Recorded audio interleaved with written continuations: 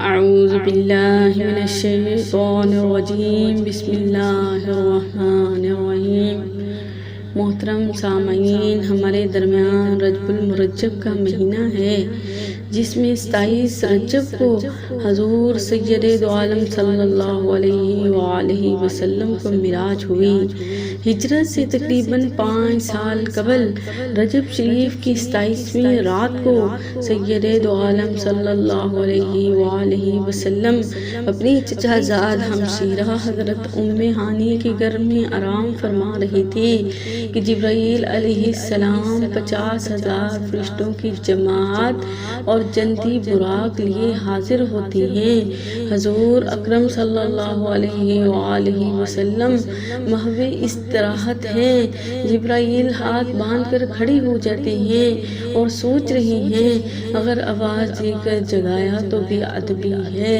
اتنے میں پروردگار عالم نے فرمایا، یا جبریلو قبل قدمی، اے جبرائیل میرے محبوب کے دونوں قدم چوم لو۔ حضرت جبرائیل نے اپنے کفوری آنکھیں اور ہونٹ حضور صلی اللہ علیہ وآلہ وسلم کے مبارک قدموں پر رکھ دیے۔ سید دو عالم صلی اللہ علیہ وآلہ وسلم بیدار ہوئے تو حضرت جبرائیل نے عرض کیا، ان اللہ اشتاق الی لقائک یا رسول اللہ، اللہ تعالیٰ آپ کی ملاقات کا مشتاق ہے۔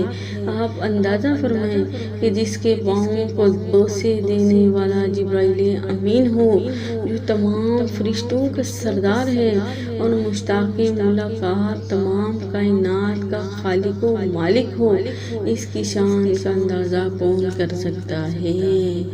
سبحان اللہ۔ حضور صلی اللہ علیہ وآلہ وسلم بیدار ہوئے تو حضرت جبرائیل نے سواری پیش کی۔ یہ براق جنت میں حضور کے عشق میں رو رہا تھا۔ جبرائیل نے 70,000 براق دیکھے۔ ہر براق آرزو رکھتا تھا کہ حضور کی سواری کے لیے مجھے منتخب کیا جائے۔ جبرائیل سوچ رہے تھے کہ کون سا براق لے جاؤں۔ ہر براق ایک دوسرے سے حسین ہے۔ اسی اثناء میں جبرائیل کی نظر ایک براق پر پڑی جو سر جھکائے زاروں قطار رو رہا ہے۔ جبرائیل نے کہا، کیوں رو رہا ہے؟ آج تو اللہ کے محبوب کی آمد ہے۔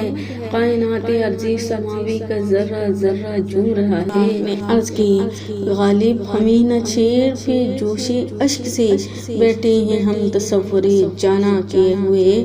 براق نے کہا، میری منزل بھی وہی ہے جس کے باقی براق طالب ہیں۔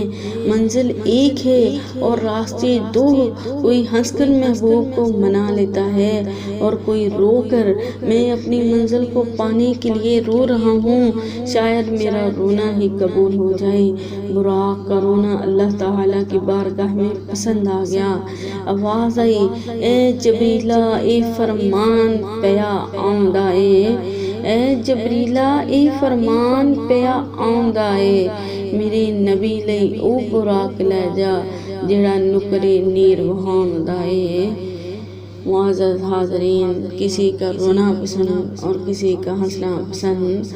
جیسا کہ محمود غزنوی مدینہ پاک حاضر ہوئے، شاہی لباس اتار کر فقیرانہ لباس پہنا، کندھے پر پانی کی مشک اٹھائے ہوئے مخلوق خدا کو پانی پلا رہے تھے۔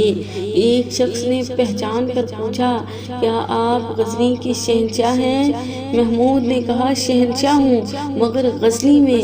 اس دربار میں تو شہنشاہ بھی فقیر ہوتے ہیں اور بادشاہ بھی گدھا ہوتے ہیں۔ جواب بڑا ہی پیارا تھا، اسے بڑا ہی پسند آیا۔ تھوڑی دیر بعد اس نے دیکھا کہ مصر کا شہنشاہ شاہی تاج اور لباس پہنے روب و دبدبہ سے آ رہا ہے۔ اس شخص نے بڑھ کر کہا، آپ نے اتنی جسارت کی؟